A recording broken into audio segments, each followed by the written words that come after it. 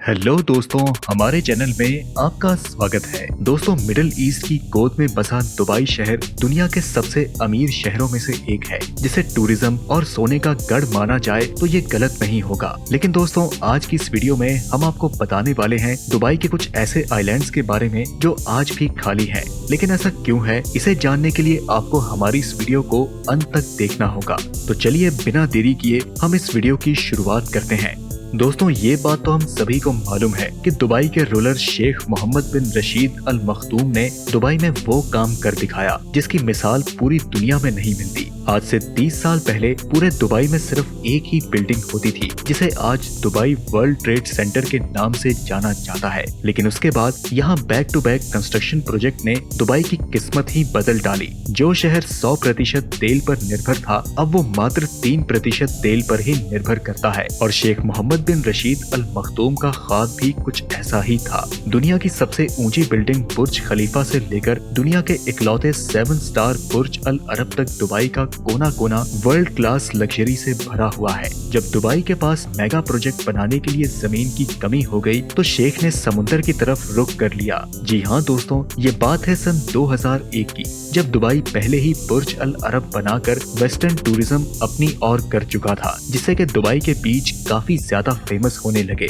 और बात यहाँ तक पहुँच चुकी थी कि अब दुबई के पास बीचेस की जगह भी कम पड़ गई। दुबई की कोस्ट लाइन, जो कि सिर्फ 70 किलोमीटर तक फैली थी, उसको अब बढ़ाने का वक्त आ चुका था। शुरुआत में ये प्लान था कि दुबई के समुद्र में 3 आर्टिफिशियल आइलैंड बनाए जाएंगे, जिन्हें जब स्पेस से देखा जाएगा तो वे बिल्कुल पाम ट्री जैसे दिखाई देंगे, जो कि पाम जुमेरा, पाम जबल अली और पाम डेरा थे। 2001 में सबसे पहले पाम जुमेरा पर काम शुरू किया गया, क्योंकि ये प्लान किए गए आइलैंड्स में सबसे छोटा था। सिर्फ अकेले पाम जुमेरा की वजह से ही दुबई की कोस्ट लाइन में 56 किलोमीटर यानी कि 80% का इजाफा हो रहा था। कोस्ट लाइन बढ़ाने का ये आइडिया दुबई के शेख को इतना भा गया कि पाम जुमेरा की कंस्ट्रक्शन पूरी होने से पहले ही पाम जबल अली और पाम डेरा पर काम शुरू कर दिया गया। इन 3 आइलैंड्स के अलावा एक और प्रोजेक्ट भी था, जिसने किसी मैग्नेट की तरह पूरी दुनिया की नजरें अपनी तरफ खींच ली, और ये प्रोजेक्ट द वर्ल्ड के नाम से लॉन्च किया गया, जिसमें टोटल 300 छोटे छोटे आइलैंड मौजूद थे।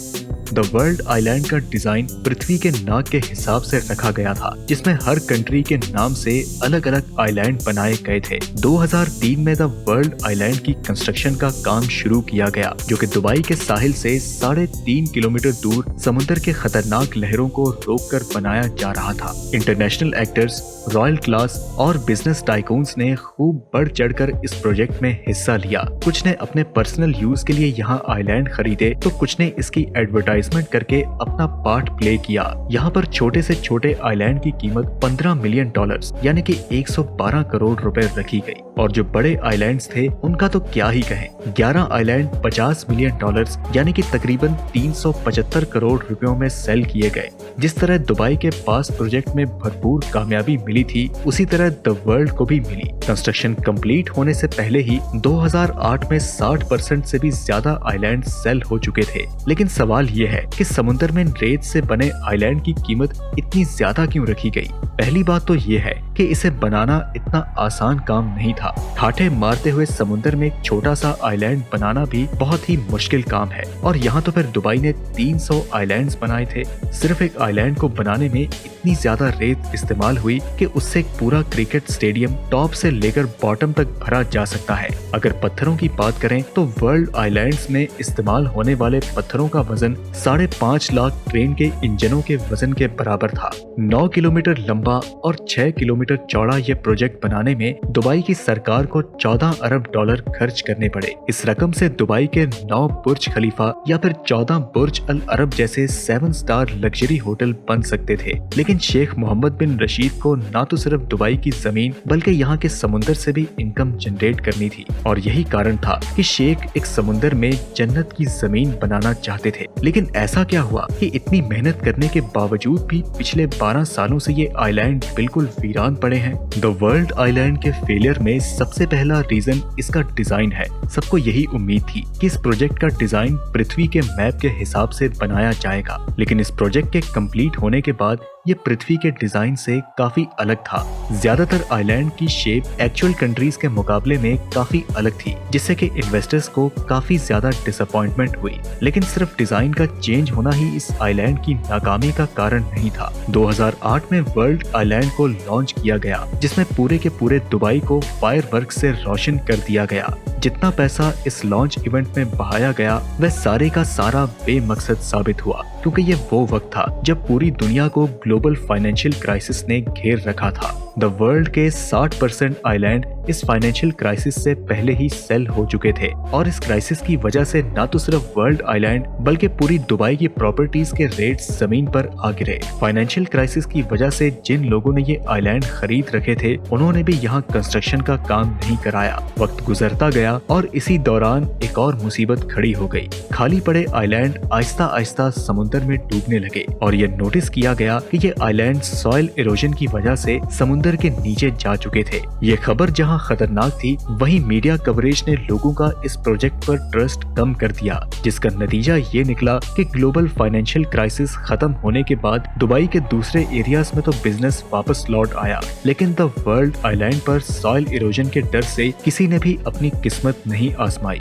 इंजीनियर और रिसर्च टीम ने जब आइलैंड इरोजन को इन्वेस्टिगेट किया तो एक खौफनाक मामला उभर कर सामने आया। पाम जुमेरा, पाम जबल अली और पाम टेरा के साथ साथ द वर्ल्ड आइलैंड की कंस्ट्रक्शन में इस्तेमाल होने वाली रेत पर्शियन गल्फ के समुद्र से ही फ्रेजल के जरिए निकाल कर आइलैंड में डंप की जाती थी, और जिन शैलो वाटर से रेत निकाली गई थी वहाँ पर पानी का दबाव बढ़ गया, जिसकी वजह से समुद्र की वेव्स में काफी चेंजेस नोट की गई। वेव्स ने चेंजेस की वजह से न तो सिर्फ आर्टिफिशियल आइलैंड बल्कि पूरी दुबई की कोस्टलाइन में इरोजन देखी गई। ये सैटेलाइट फुटेज 2002 की है, जब सिर्फ पाम जुमेरा बनाया गया था। इस फुटेज में दुबई की कोस्टलाइन को बिल्कुल स्ट्रेट देखा जा सकता है, लेकिन 2008 में जब बाकी तमाम आइलैंड्स बनाए जा चुके थे तब इनमें साफ साफ देखा जा सकता है कि दुबई की अपनी कोस्टलाइन जगह जगह से गायब हो चुकी है, और इसको रोकने के लिए कई जगहों पर आर्टिफिशियल दीवारें भी बनाई गई। आर्टिफिशियल आइलैंड्स बनाने, दुबई के कोस्टलाइन को डबल ट्रिपल करने और प्रकृति से खेलने का अमल अब दुबई पर उल्टा पड़ रहा है। इस मामले में इन्वेस्टर्स, बिजनेस टाइकून्स और सेलिब्रिटीज के ट्रस्ट लेवल को इतनी ठेस पहुंचाई गई कि दुबई की सरकार ने तमाम आइलैंड प्रोजेक्ट पर फौरन काम रुकवा दिया। बात यहाँ तक पहुँच गई कि दुबई के पास इन्वेस्टर्स को रिफंड करना पड़ा और पाम डेरा के प्रोजेक्ट को आधे में ही छोड़ना पड़ा। दोस्तों, बेशक प्राइवेट आइलैंड में अपना ही मजा है, लेकिन जो लग्जरी द वर्ल्ड आइलैंड में एंजॉय की जा सकती थी वह पाम जुमेरा पर पहले ही लोग कर रहे हैं। आखिरकार ये दुबई का पहला आर्टिफिशियल प्रोजेक्ट है जो कि भरपूर कामयाब हुआ। कई फेमस सेलिब्रिटीज पहले ही पाम जुमेरा पर प्रॉपर्टीज ओन करते हैं, जिनमें से famous footballer David Beckham, Bollywood star Shahrukh Khan और शिल्पा शेट्टी के साथ साथ कई जाने माने नाम भी शामिल हैं। लेकिन ऐसा भी नहीं है कि वर्ल्ड आइलैंड पर किसी ने भी अपना घर नहीं बनाया। 300 में से 9 आइलैंड ऐसे हैं जिन्हें डेवलप किया जा चुका है, जिनमें लेबनान आइलैंड, यूरोप आइलैंड और फार्मूला 1 ड्राइवर के नाम पर बनाया गया माइकल शूमेकर आइलैंड डेवलप किया जा चुका है। बाकी तमाम 291 आइलैंड अभी तक खाली पड़े हैं और धीरे धीरे समुद्र में डूबते जा रहे हैं। दुबई के शेख अपनी इस नाकामी से अच्छी तरह से वाकिफ हैं और अपनी इस गलती को सुधारने के लिए नए और एडवांस प्रोजेक्ट भी लॉन्च करने में लगे हैं। उनका नया प्लान ये है कि पहले द वर्ल्ड के यूरोप आइलैंड को डेवलप किया जाए। स्वीडन आइलैंड्स में 10 पैलेस, जर्मनी आइलैंड में 32 विला और टोटल 78 फ्लोटिंग स्वीट्स बनाने का प्लान किया गया है। इन फ्लोटिंग स्वीट्स में समुद्र के एक यूनिक एक्सपीरियंस को एंजॉय करने के साथ साथ टूरिस्ट अपने अंडर वाटर बेडरूम्स में मैरीन लाइफ को भी एंजॉय कर सकेंगे। एक बात तो साफ है कि दुबई इन छोटे मोटे फेलियर से घबराने वाला नहीं है। इसकी जीती जागती मिसाल Jumeirah Bay Island, Museum of Future और दुबई एक्सपो 2020 के रंगीनियों में देखा जा चुका है। साथ ही साथ दुबई के फ्यूचर प्रोजेक्ट में दुनिया का पहला डायनामिक टावर भी मौजूद है, जिसके रोटेटिंग फ्लोर की वजह से अंदर बैठे लोग दुबई की 360 डिग्री व्यू देख सकते हैं। हम मिलते हैं आपसे अगली वीडियो में, तब तक के लिए नमस्कार।